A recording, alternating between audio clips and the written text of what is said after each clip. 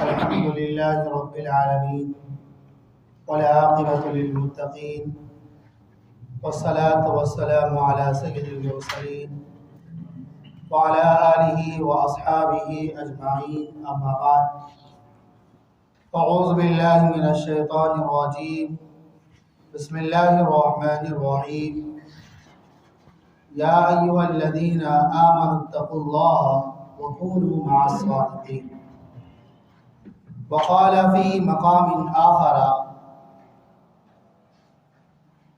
فاجتنبوا من الأوثان واجتنبوا قول الزور وقال النبي صلى الله عليه وسلم الصدق ينجي والكذب يهلك وقال في مقام آخر آية المنافق ثلاث إذا حدث كذب وإذا وعد أخلف وإذا اؤتمن خان صدق الله العلي العظيم وصدق رسوله النبي الكريم ونحن على ذلك لمن الشاهدين والشاكرين والحمد لله رب العالمين. حاضرین اجماع و معزز سامعین کرام، اللہ رب العزت کا لاکھ لاکھ شکر احسان و کرم کہ اللہ تبارک و تعالیٰ نے نماز جمعہ ادا کرنے کے لیے اپنے پاک گھر میں جمع فرمایا، اور اللہ کا مزید کرم یہ ہوا کہ کچھ دیر دین کی بات سننے اور سنانے کے لیے اللہ تبارک و تعالیٰ نے ہم سب کو قبول فرمایا۔ دعا ہے اللہ ہم سب کو سننے اور سنانے سے زیادہ عمل کرنے کی توفیق عطا فرمائے۔ میرے محترم بزرگ اور دوستو، آج کے اس جمعہ میں آپ حضرات کے سامنے سچ اور جھوٹ کے عنوان پر، یعنی سچ کے فوائد و انعام اور جھوٹ کے نقصان و قباحت کو بیان کرنے کی کوشش کروں گا۔ جو آیت کریمہ میں نے آپ حضرات کے سامنے خطبے کے دوران پڑھی ہے، اللہ تبارک و تعالیٰ اس آیت کریمہ میں اولاً دو باتوں کی طرف اشارہ کیا ہے۔ نمبر 1، یا ایھا الذین آمنوا اتقوا اللہ، اے ایمان والو اللہ سے ڈرو۔ جب قرآن کریم کی اس آیت کریمہ کو پڑھتے ہیں تو نبی آخر الزمان صلی اللہ علیہ وسلم کی امت ہونے کا جو شرف ہمیں اور آپ کو ملا ہے وہ اجاگر ہوتا ہے کہ پہلے کے انبیاء کرام کو اللہ تعالیٰ کسی چیز کا ان کی قوم کو حکم دینا ہوتا تو انبیاء کو مخاطب کرتے اور انبیاء ان کی قوم کو بتاتے۔ یہ خوش نصیبی ہے اس امت کا کہ اللہ تبارک و تعالیٰ ڈائریکٹ جو ہے ہمیں اور آپ کو فرما رہے ہیں کہ ایمان والو اللہ سے ڈرو۔ قرآن کریم کو جب آپ پڑھو گے تو آپ کو معلوم ہوگا کہ کئی مقامات پر اللہ تبارک و تعالیٰ جب کسی مشکل کام کا یا مشکل حکم کو دینا چاہتا ہے جس پر لوگوں کا عمل کرنا بظاہر دشوار اور مشکل ہوتا ہو، ان حکم پر عمل کرنے کے لیے، ان حکم کو آسان بنانے کے لیے اللہ تبارک و تعالیٰ لفظ اتق اللہ کا شروع میں لاتے ہیں۔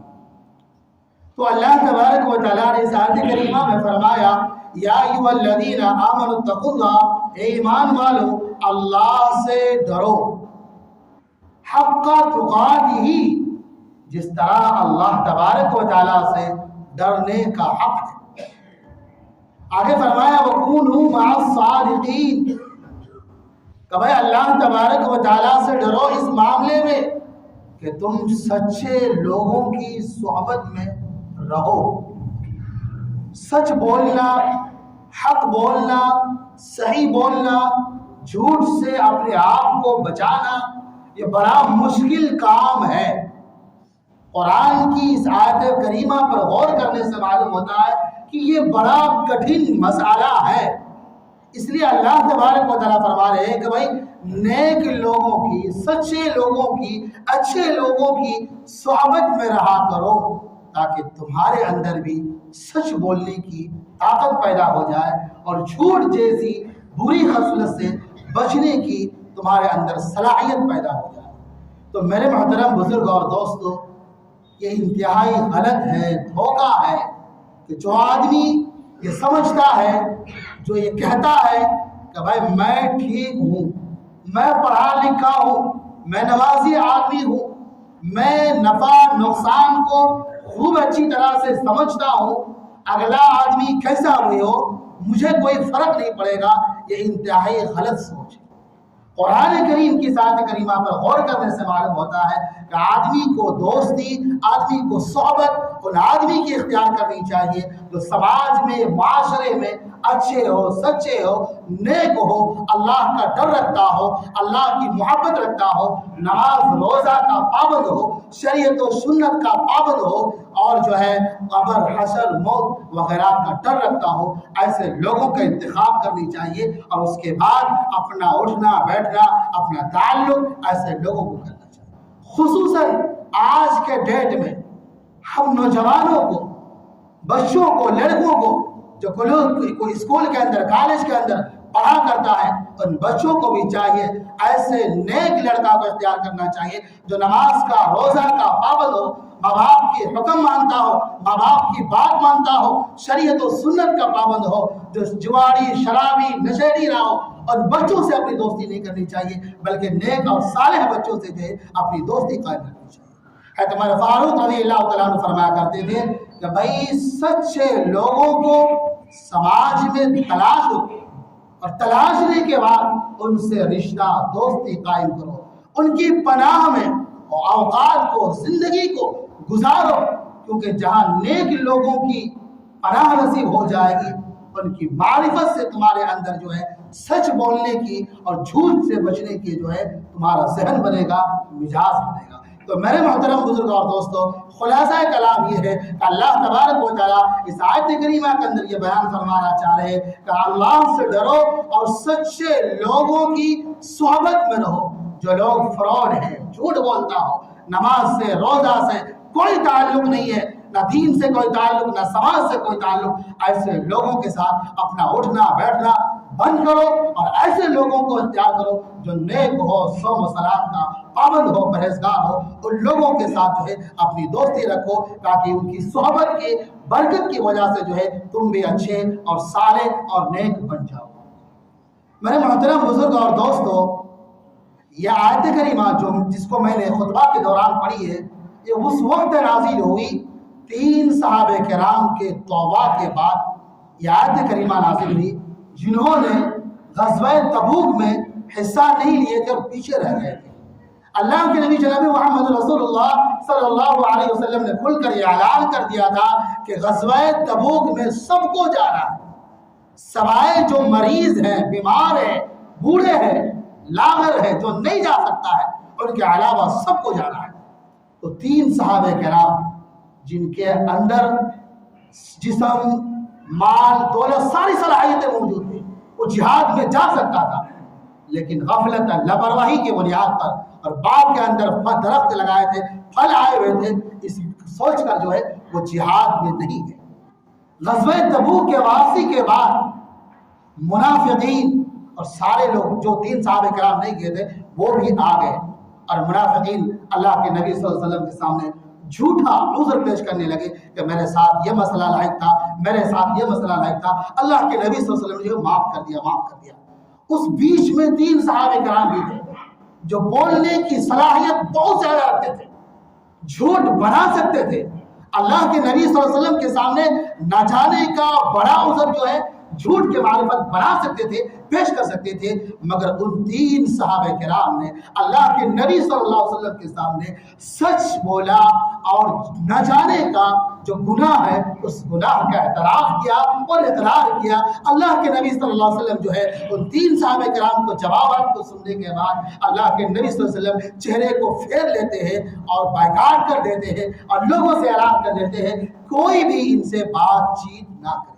वो 3 सहाबे किराम, हर आदमी को चाहिए कि गुनाह سے بچنے کی کوشش کرنی چاہیے. اگر گناہ ہو جائے تو اللہ کے سامنے رونا چاہیے, گڑگڑانا چاہیے. اور تینوں صحابہ کرام کو احساس ہو گیا کہ میں نے یہ گناہ کیا ہے, اس کے بدولت اللہ کے نبی صلی اللہ علیہ وسلم جو ہے ہم کو بائیکاٹ کر دیا ہے. وہ روتے چیختے میدانوں میں جنگلوں میں جا کر جو ہے وقت کو گزارتے. بڑی دنوں کے بعد جو ہے اللہ تبارک و تعالیٰ نے ان کے حق میں عسى الله ان يتوب عليهم ان الله غفور رحیم کی آیت کریمہ نازل فرما دی. یعنی اللہ تبارک و تعالیٰ نے ان کی توبہ قبول کر دی. تو میرے محترم بزرگ اور دوستو, میں بتانا یہ چاہتا ہوں کہ حالات جیسے بھی ہو آپ کو سچ بولنا چاہیے. سچ میں نجات ہے. اللہ کے نبی جناب محمد رسول اللہ صلی اللہ علیہ وسلم نے فرمایا الصدق ینجی, کہ بھائی سچ نجات دیتا ہے. سچ آدمی کو کامیابی کی طرف لے جاتا ہے. سچ آدمی کو نیکی کی طرف لے جاتا ہے. سچ آدمی کو جنت کی طرف لے جاتا ہے. اس لیے آدمی کو سچ بولنا چاہیے. جی ہاں, سچ ایسی صفت ہے کہ ہر مذہب میں, ہر دور میں سچائی کو یکساں طور پر تسلیم کی گئی ہے. اور خصوصاً شریعت اسلامیہ میں سچ بولنے, سچ کی تاکید, جھوٹ سے بچنے کی جو ہے بڑی تاکید کی گئی ہے. اللہ کے نبی جناب محمد رسول اللہ صلی اللہ علیہ وسلم ہمیشہ اپنی امت کو سچ بولنے کی تاکید کی ہے اور جھوٹ سے منع فرمایا. نبی آخر الزمان صلی اللہ علیہ وسلم ہمیشہ سچ بولتے تھے, اور آپ صلی اللہ علیہ وسلم کے سچ بولنے کی وجہ سے جو لوگ نبی اور رسول آپ صلی اللہ علیہ وسلم کو نہیں مانتے تھے, نبی نبوت کا, رسالت کا انکار کرتا تھا, وہ شخص بھی اللہ کے نبی صلی اللہ علیہ وسلم کے سچ بولنے کی وجہ سے ان پر ایسا اثر پڑا تھا کہ اللہ کے نبی صلی اللہ علیہ وسلم کو جو ہے نبوت سے پہلے محمد الصادق الامین کے عظیم لقب سے جو ہے بڑے بڑے کافر, بڑے بڑے مشرک جو ہے پکارا کرتے. تو دنیا میں سب سے اچھے, سب سے سچے انسان اللہ کے نبی جناب محمد رسول اللہ صلی اللہ علیہ وسلم ہے, جنہوں نے کبھی بھی جھوٹ نہیں بولا. اسلام کا سب سے بڑا دشمن ابو جہل ہے. ابو جہل بھی اس بات کا اعتراف کرتا تھا اور کہتا بھی تھا کہ محمد صلی اللہ علیہ وسلم جو ہے کبھی بھی جھوٹ نہیں بولا ہے. ایک مرتبہ بدر کے موقع پر ان کا دوست اخنس بن شریک ابو جہل سے پوچھتے ہیں, اے آپ سردار ابو جہل, یہاں پر میرے اور آپ کے علاوہ کوئی بھی تیسرا آدمی نہیں ہے, بتائیے محمد صلی اللہ علیہ وسلم سچا ہے یا جھوٹا؟ تو اسلام کا دشمن, مسلمانوں کا دشمن اسلام کو روکنے کی کوشش کرتے تھے, وہ بھی یہ کہتا ہے خدا کی قسم محمد عربی صلی اللہ علیہ وسلم سچا ہے, ہم ضد اور عناد کی بنیاد پر جو ہے ان کو جھٹلاتے تھے. تو اسلام کا سب سے بڑا دشمن, کٹر دشمن ابو جہل بھی اللہ کے نبی صلی اللہ علیہ وسلم کی سچائی کا جو ہے اعتراف کرتے تھے. تو میرے محترم بزرگ اور دوستو, اس نبی کی ہم اور آپ امت ہیں. زمانہ جاہلیت میں نے سیرت کے ربیع الاول کے مہینہ میں کہا تھا کہ بہت سال بیت گئے تھے, کوئی نبی نہیں تھے ان کو سمجھانے والا, ان کو صحیح بات بتلانے والا, گناہوں سے روکنے والا. اس سماج کے اندر جو سماج برائیوں میں, گناہوں میں, خرابیوں میں ڈوبی ہوئی تھے, اس سماج کے اندر بھی جو ہے جھوٹ بولنے کو بڑا پاپ سمجھتے تھے, جھوٹ بولنے کو بڑا گناہ سمجھتے تھے. اللہ کے نبی جناب محمد رسول اللہ جب نبی یعنی نبوت کے دولت سے سرفراز ہوئے تو ہرقل بادشاہ کے پاس خط لکھا اسلام قبول کرنے کے بارے میں دعوت دیا. تو ہرقل بادشاہ نے جب خط کو پڑھا, پڑھنے کے بعد سوچا, اپنے ایک آدمی سے کہا کہ بھائی اگر عرب کے کوئی قافلہ, کوئی آدمی آئے ہوئے تو اس کو میرے سامنے بلائیے, ذرا میں اس کے سامنے کچھ بات کرنا چاہتا ہوں. تو اس سفر میں حضرت سفیان رضی اللہ تعالیٰ عنہ تھے جو اس وقت اسلام قبول نہیں کیے تھے. ہرقل بادشاہ کے سامنے ان کو لایا گیا اور اللہ کے نبی صلی اللہ علیہ وسلم نے جو اسلام کا دعوت دیا تھا, جو خط میں لکھا ہوا تھا, اس پیغامات کے بارے میں ابو سفیان رضی اللہ تعالیٰ عنہ سے پوچھنے لگے. ہرقل بادشاہ, حالانکہ اس وقت ابو سفیان رضی اللہ تعالیٰ عنہ سے اللہ کے نبی صلی اللہ علیہ وسلم سے جنگ ہو رہی, لڑائی ہو رہی, دشمنی عروج پر ہے, اس وقت ان سے پوچھا جا رہا ہے محمد عربی صلی اللہ علیہ وسلم کے بارے میں. ابو سفیان بالکل سچ سچ بتا رہے ہیں. ابو سفیان رضی اللہ تعالیٰ عنہ اسلام لانے کے بعد صحابہ کرام کے بیچ میں کہتے ہیں کہ میں یہ ہر ممکن یہ کوشش کر رہا تھا کہ بھائی کوئی ایسی بات، کوئی ایسا موقع مل جائے کہ اللہ کے نبی صلی اللہ علیہ وسلم کا مرتبہ مقام جو ہے ہرقل بادشاہ کے سامنے بڑھا رہا ہو، لیکن میں مجبور تھا، میرے ماں باپ، میرے سماج اور معاشرے کے اندر جھوٹ سکھایا نہیں گیا تھا، جھوٹ جانتا نہیں تھا، اس لیے میں نے سچ بولتا گیا اور ساری باتیں جو ہے اللہ کے نبی صلی اللہ علیہ وسلم کے موافق آتی چلی گئی اور ہرقل بادشاہ کے دل میں جو ہے اللہ کے نبی صلی اللہ علیہ وسلم کا مقام مرتبہ بڑھتا چلا گیا۔ تو میرے محترم بزرگ اور دوستو، ہمیں غرور کرنا چاہیے، ہمیں فخر ہونا چاہیے، ہم اس نبی کی امت ہے جو نبی نبوت سے پہلے بھی جھوٹ نہیں بولا کرتے۔ آج میرے محترم بزرگوں اور دوستو، آج ہم اپنی زندگی کا جائزہ لیجیے۔ آج ہم ایسے اکثر بڑے چھوٹے سب کے سامنے جو ہے آدمی بلا جھجک بلا خوف گناہ کا تصور کیے بغیر جو ہے جھوٹ بول لیتا ہے۔ آج ماں باپ اپنے چھوٹے چھوٹے معصوم جو بچے جھوٹ سچ کچھ نہیں جانتا ہے اس کو ہم سچ کے ذریعے سے اچھا بنا سکتے ہیں، لیکن ماں باپ جو ہے آج اپنے چھوٹے چھوٹے معصوم بچے اور بچیوں کے سامنے جھوٹ بولتے ہیں۔ بہت سارے بچے آپ جب گھر میں جائیں گے تو جائزہ لیجیے گا تو معلوم ہوگا کہ چھوٹا بچہ اپنے باپ سے کہتا ہے، باپ جب کسی بات کا وعدہ کرتا ہے کہ میں آپ کے لیے فلاں چیز فلاں سامان کے لاؤں گا، تو بیٹا کہتا ہے، بیٹی کہتی ہے کہ باپ واقعی میں آپ لاؤ گے، آپ سچ بول رہے ہیں، آپ جھوٹ بول رہے ہیں، کیا بول رہے ہیں؟ بار بار چھوٹا معصوم بچہ بچی جو ہے اپنے باپ کے سامنے یہ بات ہوتی ہے۔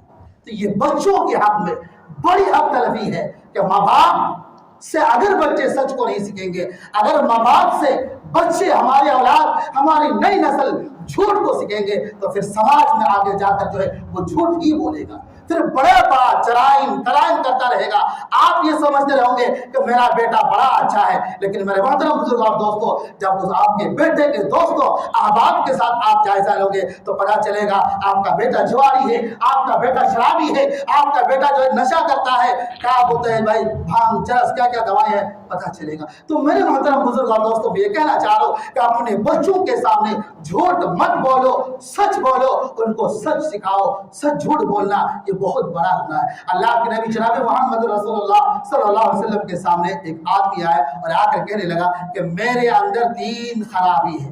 آج ہم سوچتے ہیں بھائی جھوٹ بڑا گناہ نہیں ہے، بڑی خرابی نہیں ہے، بڑے دھڑک سے جو ہے آدمی جھوٹ بول دیتا ہے اپنے کاروبار کو آگے بڑھانے کے لیے، اپنی تجارت کو آگے بڑھانے کے لیے، اپنی حکومت کو آگے بڑھانے کے لیے، لوگوں کو خوش کرنے کے لیے، لوگوں کے سامنے بڑا بولنے کے لیے جو ہے آدمی بلا خوف بلا جھجک جو ہے جھوٹ کو بول لیتا ہے۔ اللہ کے نبی صلی اللہ علیہ وسلم کے سامنے وہ آدمی آ کر کہنے لگے میرے اندر 3 خرابیاں ہیں، میں جھوٹ بہت زیادہ بولتا ہوں، میں شراب پیتا ہوں، میں زنا کرتا ہوں اور یہ میرے روز کا مسئلہ ہے، لیکن اگر آپ نصیحت کرو گے، آپ سمجھاؤ گے تو میں ایک چیز کو چھوڑ سکتا ہوں، 2 چیز کو نہیں چھوڑ سکتا۔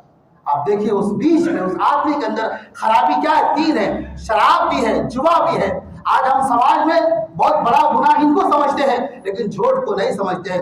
اللہ کے نبی جناب محمد رسول اللہ صلی اللہ علیہ وسلم نے سائل کو سمجھایا کہ بھائی تم جھوٹ کو چھوڑ دو، تو اس نے سوچا بھائی یہ تو بڑا آسان کام ہے، رات کو چلا جاتا ہے، رات کو اپنے وقت اور اپنے معمول اپنی عادت کے مطابق اٹھتا ہے اور شراب کے بوتل کو اپنے ہاتھ میں لیتا ہے اور شراب کو پینے کے لیے جاتا ہے۔ یہ خیال آتا ہے کہ اگر میں شراب کو پی لیا اور صبح کو جب اللہ کے نبی صلی اللہ علیہ وسلم کی مجلس میں جاؤں گا اور جانے کے بعد آپ صلی اللہ علیہ وسلم ہم سے پوچھیں گے بتاؤ تم نے شراب پیا تھا رات میں، اگر میں جھوٹ بولوں گا تو بدعہدی ہوگا۔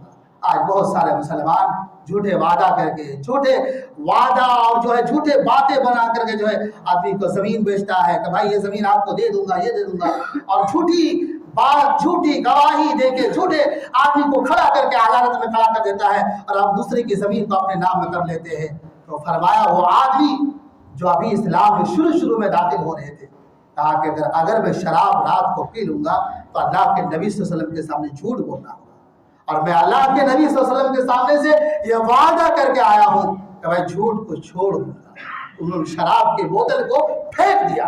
تو جھوٹ کے وجہ سے شراب جیسی ان کی عادت تھی، روز پیتے تھے، اس گناہ بڑے جرائم اور کرائم کو جو جھوٹ کی وجہ سے جو ہے چھوٹ جاتا ہے، چھوڑ دیتا ہے۔ پھر رات کی تنہائی میں، تاریکی میں وہ زنا کرنے کے لیے جاتا تھا، تو زنا کرنے کے لیے جا رہا تھا. پھر دل میں خیال آیا اگر میں زنا کر لوں گا, اللہ کے نبی صلی اللہ علیہ وسلم پوچھیں گے بتاؤ تم نے زنا کیا تھا, تو میں جھوٹ سچ بولوں گا تو مارا جاؤں گا, سزائیں ملیں گی, اور جھوٹ نہیں بول سکتا ہوں. تو انہوں نے زنا کو بھی چھوڑ دیا. اللہ کے نبی صلی اللہ علیہ وسلم کی مجلس میں دوڑتے ہوئے حاضر ہوتے ہیں, یا رسول اللہ آپ نے ایسا نسخہ مجھے بتا دیا جو گناہ جو عادت مجھ سے چھوٹنے والی نہیں تھی, جھوٹ کے چھوڑنے کے وعدہ کی بدولت اللہ تبارک و تعالیٰ نے مجھ سے زنا کو بھی چھڑوا دیا اور شراب کو بھی چھڑوا دیا. تو میرے عزیزوں, میرے دوستوں, میرے بزرگوں, جھوٹ بولنا بڑا گناہ ہے. اللہ تبارک و تعالیٰ نے قرآن کریم کے اندر جو ہے مشرکوں کے ساتھ, بتوں کے ساتھ جھوٹ کو ملا کر کہا کہ بھائی جھوٹ سے بچو, فاجتنبوا الرجس من الاوثان, کہ بت کی ناپاکی سے, گندگی سے بچو, واجتنبوا قول الزور, اور جھوٹ سے بچو. آج میرے محترم بزرگ اور دوستوں, آج جہاں دیکھیے, جدھر دیکھیے, جس کو دیکھیے, آدمی جھوٹ پر جھوٹ, جھوٹ پر معمولی فائدہ کی وجہ سے آدمی جھوٹ بول دیتا ہے, نقصان سے بچنے کے لیے جھوٹ بول دیتا ہے, اور یہ سوچتا بھی نہیں ہے کہ بھائی یہ گناہ ہے. اللہ کے نبی جناب محمد رسول اللہ صلی اللہ علیہ وسلم نے فرمایا کہ بھائی جو آدمی سچ بولتا ہے اس کو دنیا میں بھی بہت سارا فائدہ ہوگا اور آخرت میں بھی فائدہ ہوگا. سچ بولنے کا سب سے بڑا فائدہ یہ ہوتا ہے کہ اللہ اس کے رسول اس سے خوش ہوتے ہیں, اللہ اس کے رسول کی رضا اسے نصیب ہوتی ہے, اللہ اس کی عمر میں, روزی میں برکت بڑھا دیتے ہیں. اللہ تبارک و تعالیٰ جو ہے اس کے دل کو خوش اور اطمینان رکھتا ہے.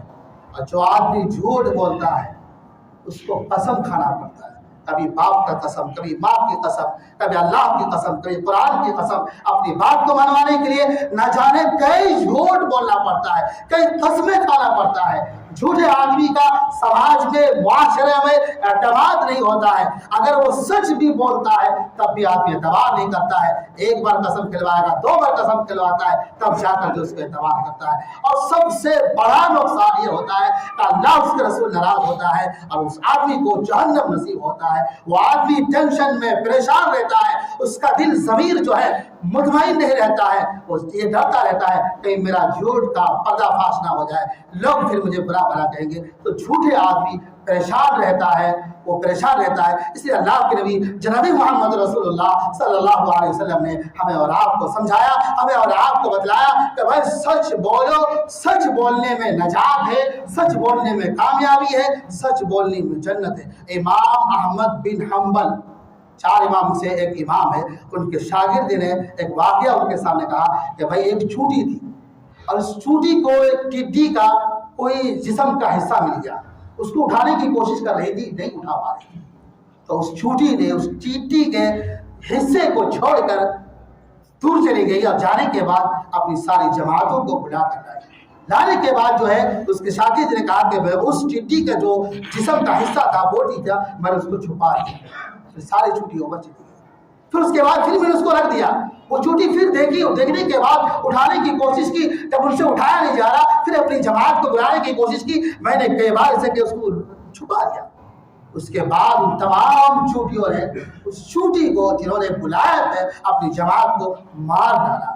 تو امام احمد بن حنبل نے کہا کہ اس چونٹی جیسی جن کے اندر عقل نہیں ہے, شعور نہیں ہے, شریعت نے اس کو مکلف نہیں بنایا, اس کے دماغ میں, دل میں یہ بات ڈال دی تھی کہ جھوٹ بولنا بڑا پاپ ہے, لہٰذا اس کو مار دیا. تو اس چونٹی نے جو تمام چونٹیوں نے اس کو مار دیا. تو میرے محترم بزرگ اور دوستوں, سچ بولو, بچوں کے سامنے بھی سچ بولو. بہت سا دفعہ ماں باپ جو جھوٹ بول دیتے ہیں. اللہ کے نبی جناب محمد رسول اللہ صلی اللہ علیہ وسلم کے سامنے ایک خاتون تھا اور ایک بچے تھا. اس خاتون نے اس بچے کو بلایا کہ آؤ گودی لینے کے لیے, تو بچہ نہیں آ رہا تھا. اس خاتون نے کہا کہ بھائی کہ میں آپ کو ایک چیز دوں گی, مٹھی باندھ کر ہمیں ایک چیز دوں گی. اللہ کے نبی صلی اللہ علیہ وسلم نے فرمایا کہ آپ سچ کہہ رہے ہیں جھوٹ؟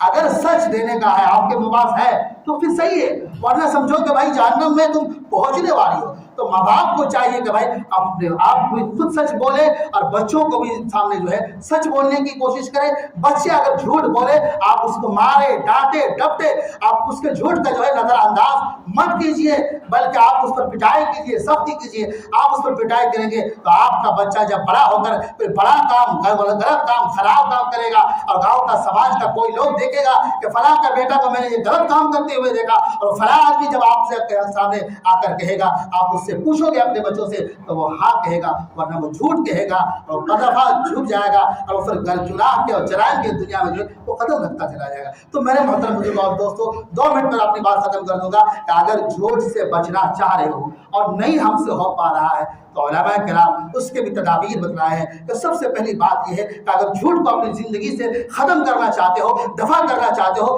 तो अल्लाह का आखिरत के जवाबदेही का जो है अपने अंदर एहसास पैदा करो। ये सोचो, ये ख्याल करो कि भाई अल्लाह के हुजूर हमें हाजिरी होना है, ये एहसास अपने अंदर पैदा करना है। अगर ये एहसास हमारे अंदर पैदा हो जाएगा और जितना ज़्यादा पैदा हो जाएगा उतना ज़्यादा हम गलत से, गुनाहों से, झूठ से बचेंगे। और साथ साथ ये भी इख्तियार कर ले कि भाई झूठ छोड़ने की जो है कोशिश करो। ये समझो कि भाई झूठ गुनाह है, पाप है, अल्लाह नाराज होता है, हम इसको छोड़ देंगे। साथ साथ दिल इरादा भी करो। जब कोई भी काम बगैर इरादे के नहीं होता है, इरादा करने के बाद ही काम होता है। इसलिए झूठ को छोड़ने के लिए भी मुस्तकिलन इरादा बांधो कि आज से मैं झूठ नहीं बोलूंगा, जैसा भी मरहला आएगा झूठ को मैं छोड़ दूंगा। और जब आदमी झूठ को छोड़ने का इरादा करता है और मुसलसल करता रहता है, कायम और दायम रहता है, जद्दोजहद करता है, कोशिश करता है, तो अल्लाह की तरफ से मदद और मुआविन आता है, नुसरत आती है और आदमी झूठ से बच जाएगा। दुआ है अल्लाह हम सबको सच बोलने की तौफीक दे और झूठ से बचने की तौफीक दे। आमीन।